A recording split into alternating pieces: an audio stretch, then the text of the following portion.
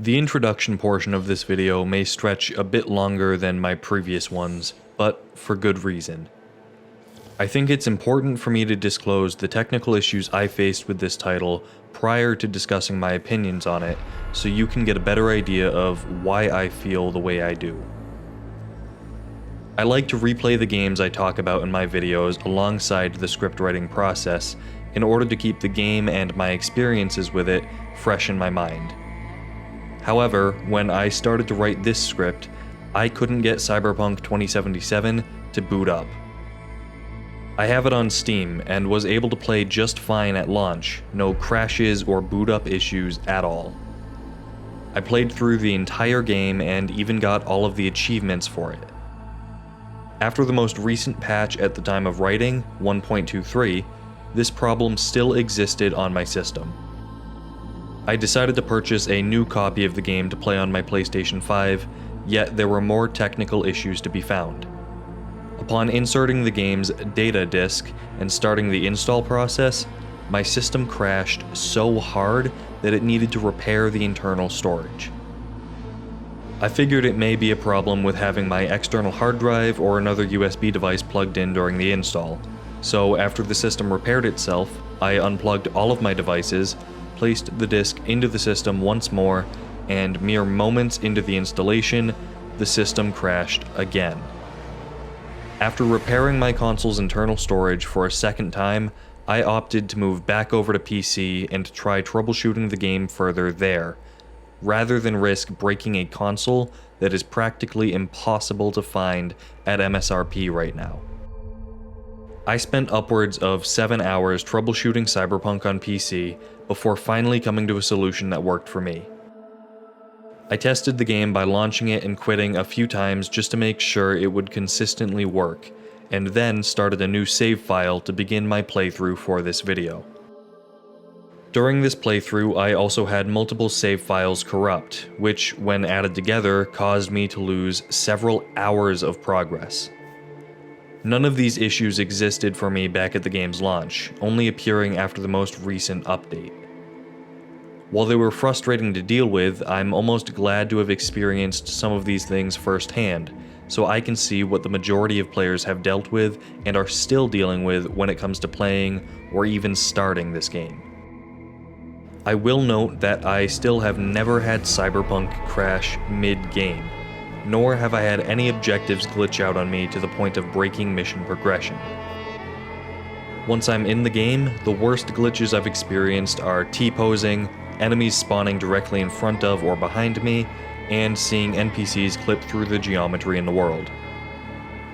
So to recap, Cyberpunk 2077, which was released over 6 months ago at the time of writing, still has bugs so bad that not only make it unplayable without hours of troubleshooting, but also cause the game to pose a genuine risk to the physical hardware running it. On a purely technical level, I believe Cyberpunk 2077 is a mess, and if for nothing else, I recommend that potential buyers hold off on purchasing it until the game is in a state that no longer puts your console at risk. With that being said, I wouldn't have gone out of my way to get all of the achievements in the game if I didn't enjoy my time with it. Over the course of this video, I'd like to dissect the underlying foundation of Cyberpunk 2077, divorced from the glitches and bugs, however severe they may be. As per usual, I'll be looking at gameplay first, followed by the main campaign and several side missions, and conclude with the soundtrack and my final thoughts on the game.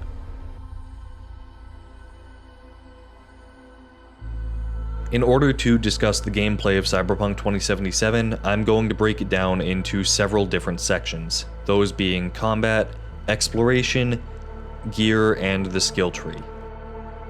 I wanted to talk about the combat first because I think it's one of the few parts of this game that truly shines. When everything works and the game is firing on all cylinders, the combat of Cyberpunk feels absolutely amazing. Each weapon feels distinct, offering their own set of benefits and drawbacks, not only allowing you to tailor your build to the playstyle you like best, but also encouraging you to experiment with different loadout combinations, attachments, mods, etc. This also ties directly into the weapons that you can attach to yourself through augmentations. For example, you might start your playthrough with heavy-hitting close-quarters combat in mind, opting to use a shotgun as your main weapon and the gorilla arms augment. Alternatively, you could choose to go with one of the auto-aim SMGs and the monowire augment, shifting your build to focus more on speed and moving around enemies rather than punching straight through them. You could also rework your build to have a silenced sniper rifle and pistol, as well as the mantis blades augment, taking a more ranged/stealthy approach to the combat scenarios. The beauty of this system is that you're never more than a menu visit away from completely changing your build to any of the aforementioned ones, or mixing and matching them until you're completely satisfied. Both the main campaign missions as well as the side missions offer a healthy variety of combat arenas and encounter types, but never bar you from playing the way that you want to play.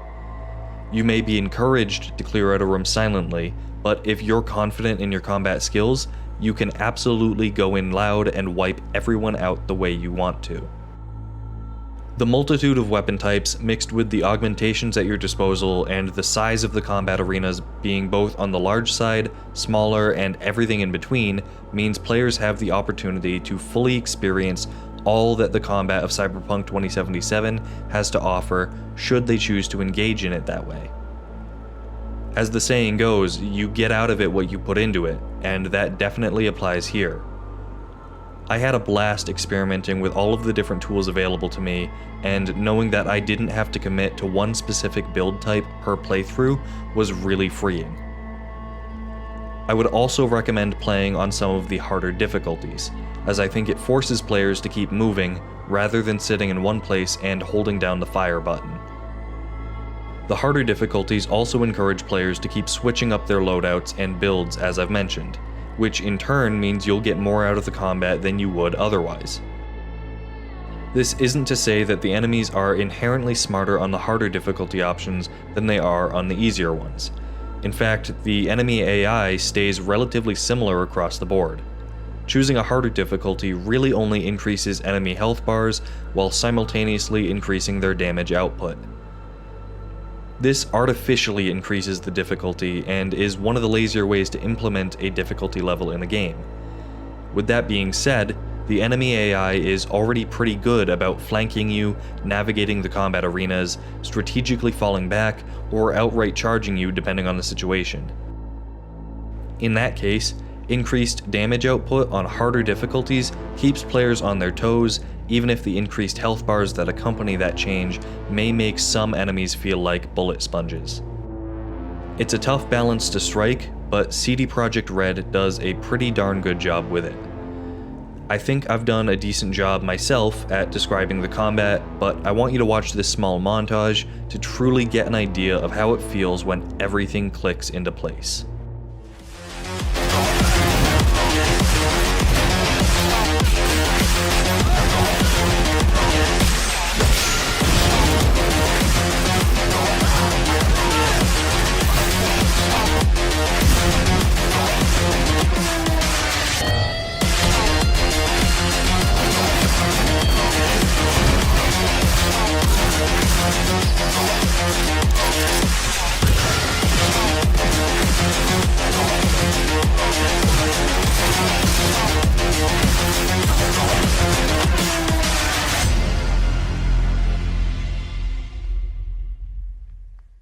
Now that we've covered combat, let's take a look at the exploration of Cyberpunk 2077. Since this is an open world game, you may expect to open the map and find it littered with pointless objectives, collectibles, markers, and so on and so forth. While the map of Cyberpunk 2077 is chock full, nearly everything on it has a purpose, whether that be to fuel your character's growth through experience points, further develop V as a protagonist, give you new weapons to try out, or just to provide you with unique, self-contained stories that are simply fun to play out.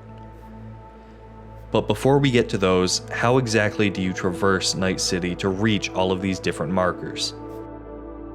This is where the vehicles come in. I'm going to be blunt in saying this, but there's really no other way to put it. the driving in Cyberpunk 2077 is atrocious. I can usually get by driving in most games on keyboard and mouse, but this felt nearly impossible to steer even remotely properly without using a controller. Even when using the controller to drive around, driving still feels awful.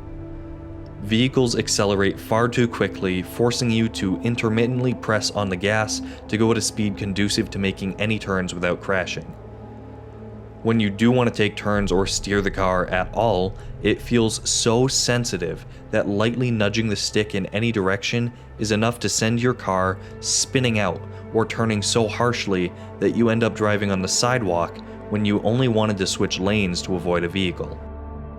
While there are numerous vehicles to collect and choose from over the course of the campaign, the differences in handling are so minute that there may as well not be any differences at all, extending these problems to the entire lineup of transportation options. This would be slightly more forgivable if the player was meant to start out in a vehicle that handles horribly and slowly upgrade their way into a nice vehicle that handles well, but that never happens. Furthermore, driving can be done in either first or third person. However, the only viable option is third person, seeing as the first person option restricts your vision so much that you can't get from one end of a street to the other without smashing into everything along the way.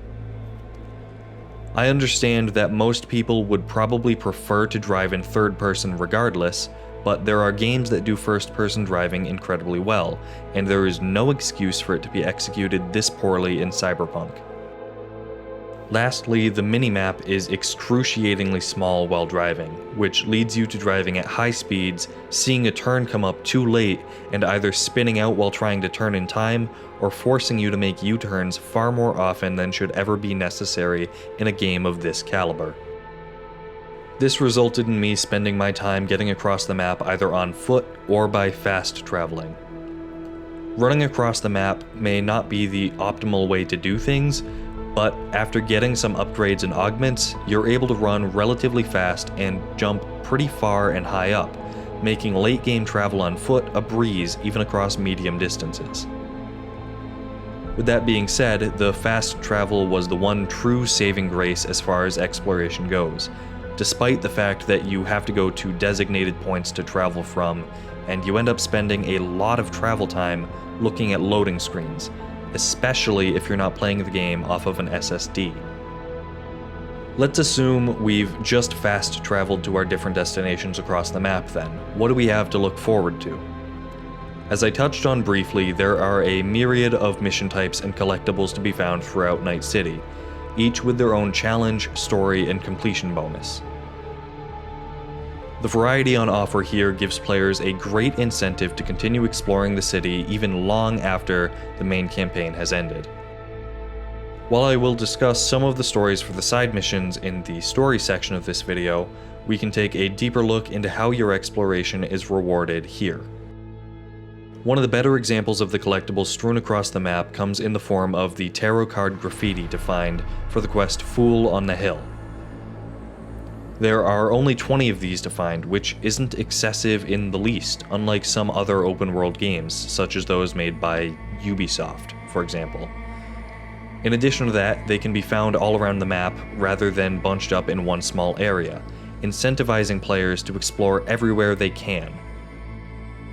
By spreading the collectibles out in this manner, you're also able to subtly nudge players in the direction of other events, markers, and missions on the map, allowing them to organically carve their own path through Night City, and have it feel natural instead of manufactured or like the game is constantly holding the player's hand. In the specific case of this side mission and these collectibles, the ultimate reward is a bit more narrative being given to the player, as well as some experience points. But other missions and further exploration can reward you with items such as new weapons, clothing, or useful resources. If you decide to venture out and do the side mission Beat on the Brat, you open yourself up to a ton of rewards of the narrative, gear, and experience point variety.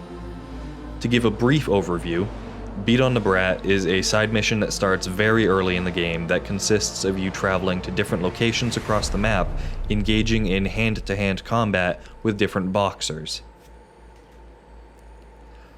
Right off the bat, the setup is encouraging you to explore the map once again, ensuring you cross paths with the many other missions available around the city.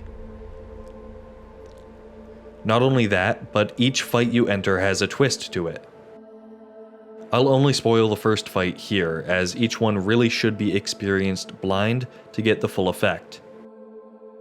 The first fight that many players will reach takes place in the starting section of the map, cordoned off as a sort of microcosm tutorial area before the whole map is opened to the player later on. I remember climbing up to the rooftop of this building where I could see people on top and hear fighting going on. When I got on top, V asked the two men in the ring which one they're fighting, to which they replied, "Both of us." They explained that they were originally twins who wanted an even closer bond with each other, so they installed a neural link, essentially sharing their brains with each other, making them the same person. From here, I was able to agree to the fight with the two of them, leave without fighting, or even raise the stakes and place more money on the line. Other Beat on the Brat fights even rewarded me with new weapons, like the O5, an epic gear level sniper rifle. One final thing to take away from this part of the video is that the few side missions and collectibles I've described here are only a fraction of the whole.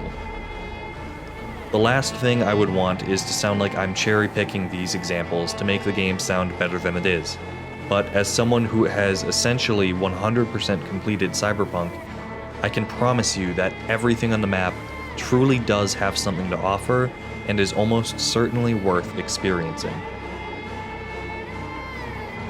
As you can clearly see, the exploration in Cyberpunk rewards players with some incredibly unique stories, creates engaging reasons to trek across the map, and provides a constant flow of new and exciting gear and weapons to try out during your next combat encounter. It's just a shame that driving to any of them is so difficult and unwieldy that you almost never want to explore in the first place. With exploration covered, let's see how gear and the skill tree factor into the gameplay of Cyberpunk 2077. Gear in this game is comprised of several different elements: weapons and their attachments, clothing, and the mods that can be attached to both. As previously discussed in the combat section of the video, I think the weapons in Cyberpunk are fantastic, with enough variety and benefits for using each one that players are drawn to experimenting with all of the different guns, blades, and augments at their disposal. The attachments and customization of them, however, is not done nearly as well as the base weapons themselves. Attachments essentially boil down into picking a sight and deciding whether you want to use a suppressor or not. Both of these options do offer significant stat changes, and despite the limited choices that would otherwise make your weapon truly feel like your own, there is enough of an impact on the gameplay that it is worth taking time to consider what sight you want to attach and if approaching stealthily is worth the hit to your damage and range capabilities. Opposite this is the clothing, which is used to boost your defensive stats rather than your damage output. This may come down to personal opinion, but I don't believe there are very many pieces of clothing in the game that look good, for those of you interested in customizing your character to the fullest. However, seeing as this is a first-person perspective game, you will never have to spend more than a few moments looking at your character for the entire duration of the experience. So, if you are looking for an RPG full of options to customize your character with, I would advise you to look elsewhere. In terms of altering the gameplay, clothing truly only serves as a method to make you more of a bullet sponge yourself, even compared to some of the largest enemy health bars. Further changes to your gear stats can be made with mods. While in theory, I think they could offer some interesting changes to your gear, and as a direct result, the gameplay, they don't do nearly enough in practice to warrant their existence. when your main weaponry is already capable of wreaking havoc on your enemies, is a 5% boost to your agility or a 2% decreased likelihood of being affected by a status ailment really going to push the gameplay to the next level? Unsurprisingly, no. This leads into my next point about the skill tree, which offers many of the same types of bonuses and minor stat boosts. While some are genuinely useful depending on the build type you want to focus your skill points into, the overwhelming majority of them are there for filler, rather than making you feel like you're building out your character in any meaningful way. The claim that Cyberpunk 2077 is a first-person RPG only holds up upon first glance, and any further scrutiny shows just how shallow and useless some of these systems are. I'll discuss the dialogue system more in depth in the next section of the video, but don't expect it to be any better than what's on offer thus far. I'll be upfront in saying that I'm very conflicted on the story of Cyberpunk 2077. On one hand, there is some great character building at points, but many of these moments stumble and struggle to get their footing, especially at the beginning of the game. On the other hand, the stories in the side missions are some of the best I've ever played in a game, full stop. First, I'd like to talk about the main story and my gripes with it, followed by the side missions, and then finally discuss the ending of the game. I have three main issues with the story in Cyberpunk 2077. Those being the rushed introduction, the pacing, specifically with how character relationships are handled differently between campaign and side missions, and finally the choices that supposedly greatly influence the ending of the game. In terms of the introduction to the game, players will create their character and then select their life path. You can choose from three separate ones: Nomad, Corpo, and Street Kid. Your selected life path will give you a unique introduction/tutorial sequence in which the only constant is that you meet another main character, Jackie. Once this sequence is over, players are given a montage of Jackie and V taking on different contracts, growing closer, and even being introduced to the people closest to Jackie, such as his mother, Misty, his girlfriend, and Vic, the Ripper Doc. My problem with this is that there's nothing more to it than that.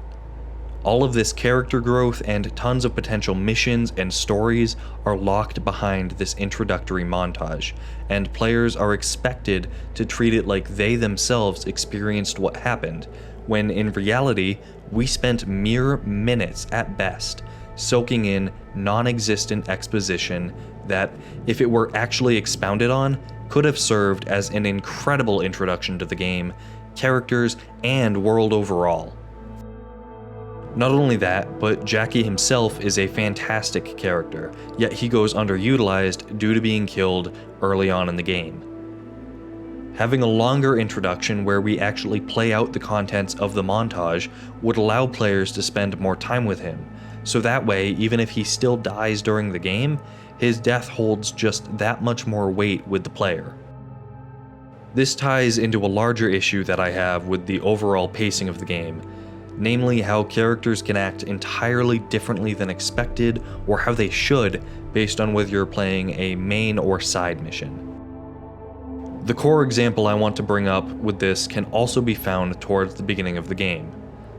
For some background, this takes place immediately after the big heist went south, and V is just coming to grips with the fact that Johnny Silverhand is slowly taking over their body. There's a decently well done scene where V struggles to reach their medication, crawling along the floor as Johnny taunts them. You can see that these two clearly despise each other at this point. After a quick nap, the player goes outside their apartment complex and is given a side mission to go retrieve their vehicle from a nearby parking garage. You're unable to use the vehicle summon button, so physically getting your car is the only option, despite this being marked as a side mission. I want you to watch what happens once we get into the car and pay close attention to how V addresses Johnny.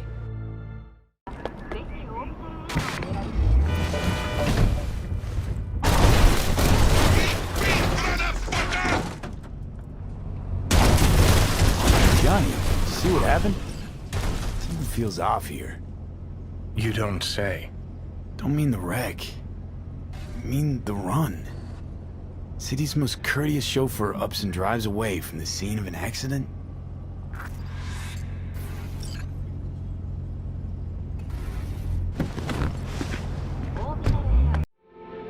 V starts talking to Johnny as if they weren't each experiencing their own existential crisis just minutes ago in V's apartment.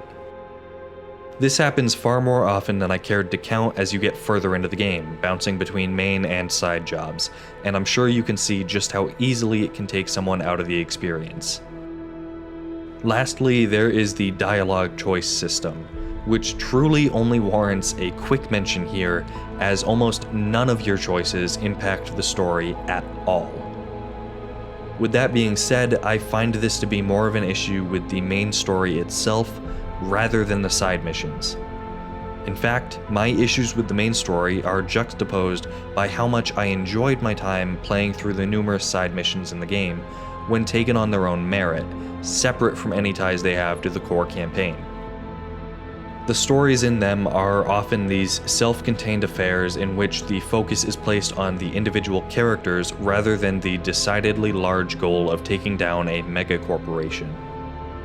I also want to specify that when I say self-contained, I mean that the narrative being told is a separate entity to that of the campaign, not that each mission exclusively contains a story with a beginning, middle, and end, and that it's all wrapped up by the time you're through with it. Many of these side stories are presented in small clusters of missions, giving the characters and overall stories enough time to breathe and follow a satisfying arc, rather than rushing things. My personal favorite example of this in action is the series of side missions in which you are tasked with tracking down rogue Delamain taxicabs whose AIs have rebelled against the main Delamain AI, which they refer to as their father.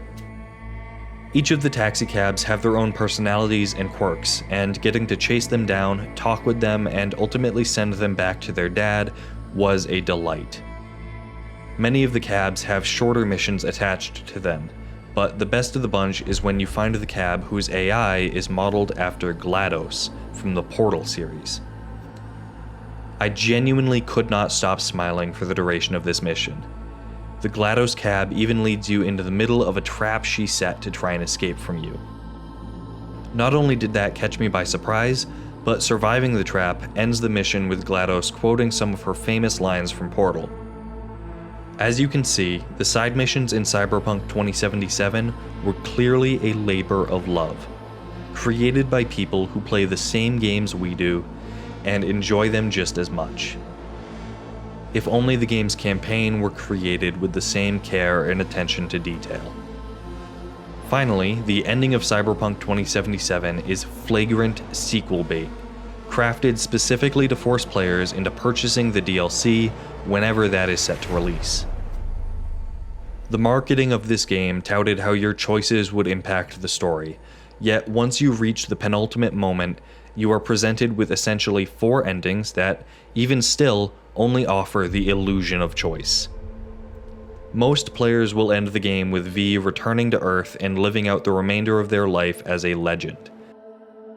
Regardless of whether you chose an ending that provides this framing though, CD Projekt Red wrote their story to always include some mention of someone that can help V or some way for V to survive, yet they never elaborate on this any further because they want players to purchase the DLC expansions to continue the story. After spending dozens of hours playing this game, feeling like the story might build up to some satisfying conclusion, only to be served a multi-million-dollar advertisement for DLC is downright insulting. Ultimately, I think the main story would have been better off if CD Projekt Red had cut back on the number of side missions and focused more of their creative energy into filling those gaps in the campaign, explaining things a bit more coherently, and writing an ending that wasn't created with the sole intention of selling DLC or an outright sequel. In my previous video, I spoke about the soundtrack of Death Stranding.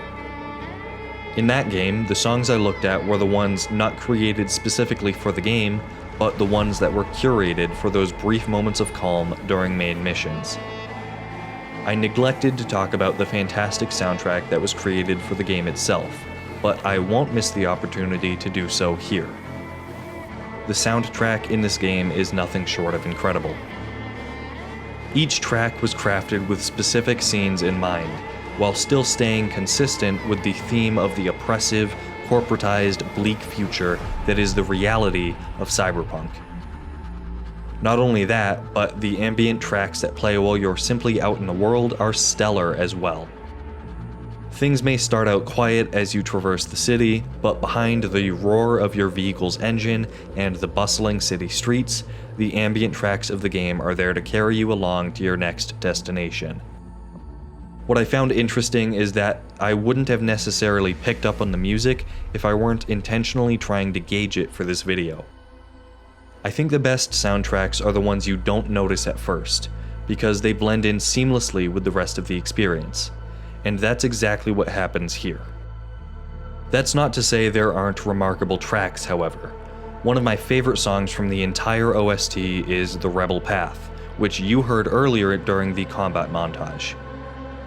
With that being said, a soundtrack alone, no matter how good it is, can't save an entire game. CD Projekt Red made a lot of mistakes over the course of creating this game. It was a mistake to announce the game so early, to declare release dates that they internally knew weren't going to be met, to discuss specific features in depth and then remove them from the game, to show off press-only demos that the final product could never live up to, and to release the game in a state of disrepair so bad that it could cause physical damage to the hardware it is running on even 6 full months after release. I fully understand that the decisions they made were driven by money, and that they knew they could eat the cost of refunds while still turning a profit. The one thing they clearly failed to realize is that the cost of refunds is one thing, but the cost of their reputation is another entirely. Despite how disastrous this game turned out to be after an 8-year-long wait for it to release, I still doubt it will be the wake-up call that the gaming industry needs. When the game works, the highs are incredibly high, but in the same sense, the lows absolutely plummet the experience to rock bottom and then pulls out a shovel to keep digging even further.